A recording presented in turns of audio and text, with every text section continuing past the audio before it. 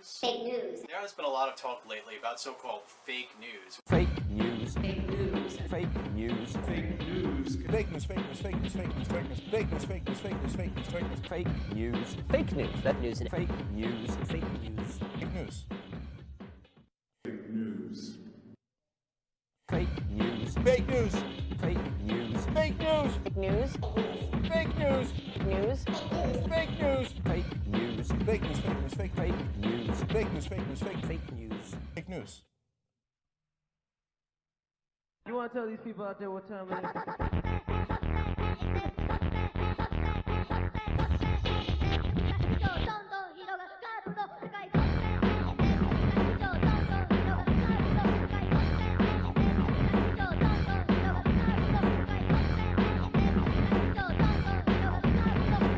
Fake news, a legal history of the real news and why it's not real anymore. There has been a lot of talk lately about so-called fake news, which is code for non-mainstream corporate propaganda.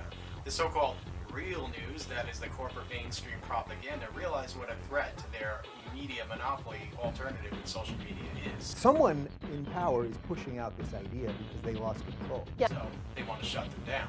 Mainstream media is absolutely crumbling. Everyone knows it. Of course, their cover story is, we just want to make sure that you, the public, don't get confused by the fake news. So let us weed it all out for you and decide for you what to think, what is real and what is fake news. We've watched the mainstream media slowly crumble as the online media has risen, and I think as of the election, it's actually starting to tilt, and now the online guys are kind of winning, which is why you're seeing all this stuff about fake news. Not to say that some people online aren't pushing out fake news. I get that they are. This is not about filtering out news that is fake. The mainstream news itself is fake. No, this is an opportunistic push to silence all alternative forms of media so that only the commercial media can present to you the real news. It's not to say there isn't such a thing as fake news. There is. And of course, this is an Orwellian development, to be sure. This is something straight out of 1984, which the politicians seem to think is an instruction manual rather than a warning. And of course, they want to silence all alternative news media sources. They want a monopolization upon the truth. They want to be able to dictate to you what is actually truth. Here's the thing, folks. There is no real news. There used to be, because it was required by law, but that has been changed in a series of steps, each one another nail in the coffin. Most of us do not realize that there is no actual news media as separate and distinct from the media in general in the corporate commercial sense. Virtually all of what we call the news is not in any sense different than commercial media, by which I mean media for commercial entertainment, just regular television. It's disguised as news, though. For example, coverage of military operations is presented with agenda-driven selectivity, in other words bias, designed to form specific opinions in the audience to, among other things, generate sales of, for example, bombs made by General Electric. Then they, quote, go to commercial, unquote, and we are sold General Electric household products to make us feel better about our comfortable product-filled life, and to quell the anxiety felt from watching the news. No jokes, folks. These people know what they're doing. They actually put the commercials for the most expensive products right after the most anxiety-inducing news coverage, for a reason. Because it sells. After watching a stress-inducing news story, like a military operation for example, people are actually more likely to spend money on the products being sold to them after the stress-inducing news item. Use of television and radio for communications used to be considered a great responsibility. The airwaves were considered public property, and to use the airwaves was a privilege, and along with that privilege comes a responsibility to the public. It used to be illegal to own more than one division of media in any given market, so one could not own both a TV station and a radio station in the same metropolitan area. This promotes competition in news reporting. If the news is coming from only one source, it is likely to be very biased. If it comes from more than one source, it is likely to be less biased, or at least have more than one kind of bias. Decades ago, if a newspaper owned by, for example, Hearst, reported that, for example, marijuana drove migrant Mexican workers to rape white women, which they did actually report back then, a competing paper could offer a better quality of reporting, real competition at work, rather than what we have now. The Federal Communications Commissions Act of 1934, among other things, allowed the government to, quote, prescribe safeguards consistent with the public interest, convenience, and necessity, unquote. The idea is that the news media has certain responsibilities with the public airwaves, not very much unlike the way that a motor vehicle vehicle operator has certain responsibilities when driving their vehicle on a public roadway. They have a lot of power, they can be a danger to others, and therefore they have a responsibility they have to adhere to.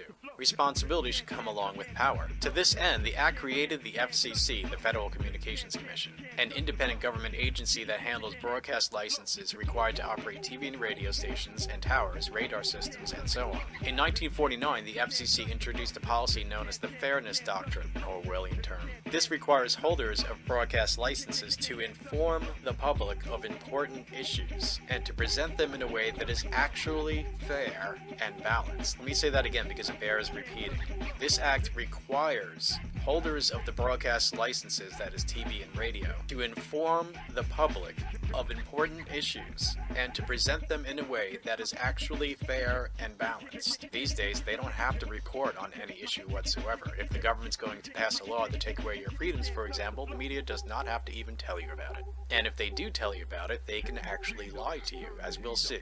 Getting back to the Fairness Doctrine, they used to be bound by law to report important stories and report on them accurately. These days, the news media is often intentionally silent on important things or otherwise inaccurate. Reagan-appointed FCC Chairman Mark S. Fowler worked to drastically redefine the media as business or, quote, marketplace participants, unquote, to repeal the Fairness Doctrine. In 1985, he released a report in which he argued that the Fairness Doctrine was at odds with public interest and that it violated free speech protected in the First Amendment. Notice that saying that it was at odds with public interest is actually code word for saying that it's bad for private interests. Then in 1987, under FCC Chairman Dennis R. Patrick, the FCC abolished the doctrine by a 4-0 vote in the Syracuse Peace Council decision.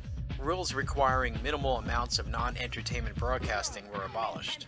In other words, radio and TV stations used to be bound by law to give a certain minimal amount of news and to report the news items that the public actually should know. Guidelines for minimal amount of time spent on advertisements were eliminated. With the Fairness Doctrine eliminated, the news media no longer had to actually be fair and balanced, and they were no longer required to cover a minimum amount of local issues and public service reports. Under President Bill Clinton, the Telecommunications Act of 1996 defined the internet as being included in broadcasting. It also allowed for, quote, corporate consolidation, unquote, of the media. That's code for monopolization. The rules against single ownership over multiple broadcasting mediums in the same market was no longer applicable. Since then, we have seen endless media mergers. We now have 5 corporations owning almost all broadcasting media outlets. In other words, almost all mainstream media is owned by 5 parent corporations. The media is now a commercial product sandwiched between more conspicuous commercials. As the Kill Your Television website writes, quote, thanks to the Telecommunications Act of 1996, the business is about to get bigger. Mergers, takeovers, and acquisitions are becoming the norm in the television industry. The new law has stripped down the television ownership rules so much that the big media players can be more aggressive in buying out smaller stations. A new legislative fight is brewing on the horizon as the broadcast industry gears up for the introduction of digital television. The Telecommunications Act highlights include deregulation of most cable TV rates by 1999, the end of the FCC partial ban on broadcast networks owning cable systems, extends TV and radio station license terms to 8 years, eases one-to-a-market rule to allow ownership of TV and radio combos in the top 50 markets. The infamous Howard Zinn writes in the 2003 edition of People's History of the United States, quote, the Telecommunications Act of 1996 enabled a handful of corporations dominating the airwaves to expand their power further. Mergers enable tighter control of information. The Latin American writer Eduardo Galeano commented, quote, never have so many been held incommunicado by so few, unquote, unquote. In the song 5 Corporations by Fugazi, they sing, quote, it's as if they belong and they've been here all along. Grows so smoothly, moves so slowly, takes completely. It's as if they belong and they've been here all along. This one's ours, let's take another. Check the math here. Check in 10 years. Clusterfuck theory, buy them up and shut them down. Then repeat in every town. Every town will be the same. This one's ours, let's take another. 5 corporations, there is a pattern. Indeed, there is a pattern. Intelligence includes the ability to recognize patterns as such, and we need to connect the dots. We need to recognize what has grown so smoothly and what takes completely, like cancer, like multiple little tumors growing into bigger and fewer tumors. My point is this: the corporate news is fake news. The government has done away with real news, as we have seen, and so the government is in no position to decide or to dictate to us what is real news and what is fake news. So, fuck the government, Fuck the corporations, including mainstream news, and fuck anybody who wants to censor the news. In fact, fuck anybody who wants to censor anything. And peace and love to we the people of America and we the people of the world. Oh, and one more thing. Never allow a person who wants power over people to have power over people. By the way, all this nature footage that you're seeing is stuff that I filmed. You know, sometimes it's good to turn off your phone, leave your phone at home actually, and get out there in nature, get away from all the media saturation, and just breathe. Thank you for watching. Make sure that you subscribe, and when you do subscribe, make sure that you click the little bell icon, otherwise you'll never know when I have a new video out. Thanks for watching.